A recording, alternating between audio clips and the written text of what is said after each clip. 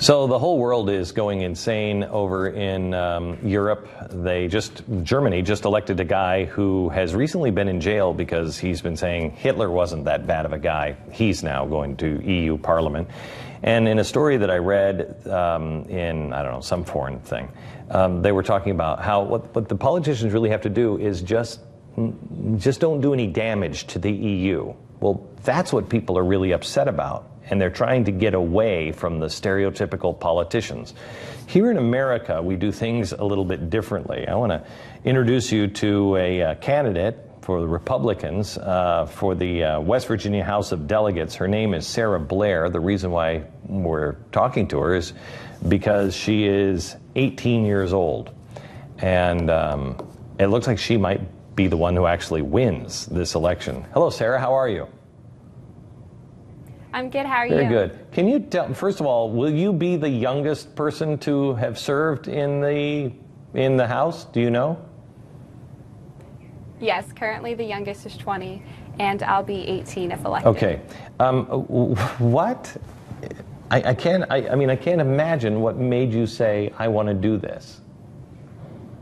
What was it? Well, I've always had... Oh, go ahead.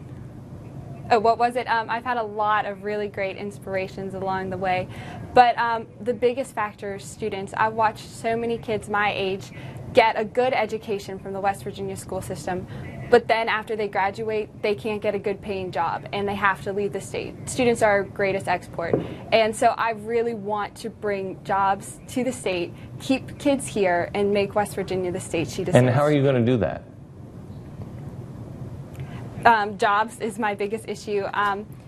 Lowering the taxes to make the state more accessible to businesses, lowering our corporate net tax down to the U.S. average. We also have a tax on equipment and machinery for businesses, and if we would eliminate that, more businesses would be able to afford to work here, and our business franchise tax, eliminating that as well. You can learn more about all those businesses and really understanding what they mean on my website, blair4wv.com. I mean, you're amazing. The person you're running against with the Democrats, I think she's a trial lawyer, isn't she? Yeah. Yes. I'm just trying to think how I would win an argument with you, because if I legitimately win an argument, I'm going to be perceived as being a bully because you'll be 18 if you win, and yet you're smart enough to handle it. I mean, how are you nervous at all about going into an arena with a trial attorney and having debates? And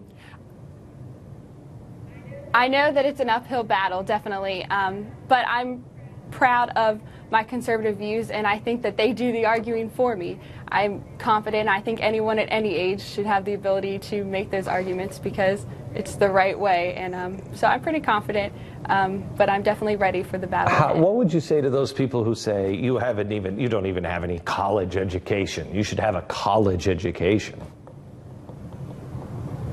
Oh, I don't feel that I'm too young for it and without an education.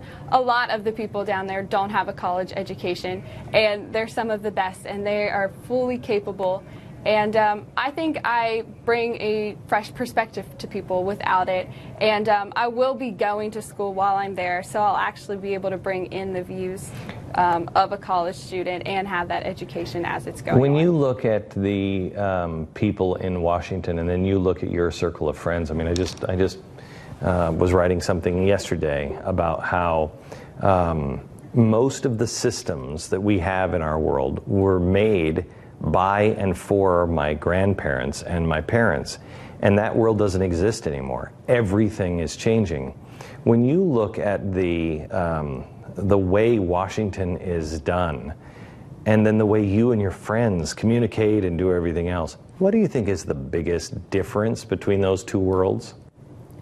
I'd say that it's just more current now, and everything happens instantaneously. All the information gets shared among everybody, and all of our views are current through like social media and things like that, and just having more opportunities for students right now. And I'd say that down there they don't see that as much. I have said this to every candidate that I have had on, you're going into a den of vipers, and there are really bad people in Washington, really bad people, and your soul is at stake.